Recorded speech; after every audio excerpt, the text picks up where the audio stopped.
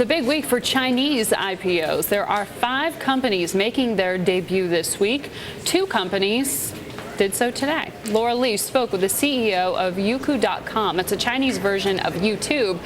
And the stock is surging since its debut, Laura. Yeah, that's absolutely right, Margaret. We are seeing really strong demand there for these Chinese IPOs. Now, Youku is an online video company. They're kind of a mix between Netflix, YouTube, and Hulu.com. And I do want to point out what a debut for the stock. The stock, as you mentioned, more than doubling there in its first day of trading. Pretty impressive for a company that hasn't even earned a profit yet. Now, I did speak to Youku's founder earlier today, Victor Koo, and he's saying that he's really seeing strong demand, especially among China's middle class.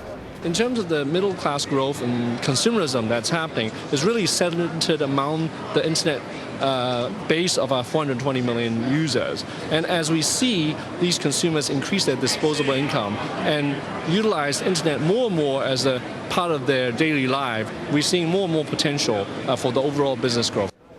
Now, as you and Scarlett were talking about, there's a lot of speculation that China may raise interest rates this weekend. But I was talking to Koo about it, and he said for the most part, he isn't really worried about that possibility. We really believe the whole idea of balanced growth.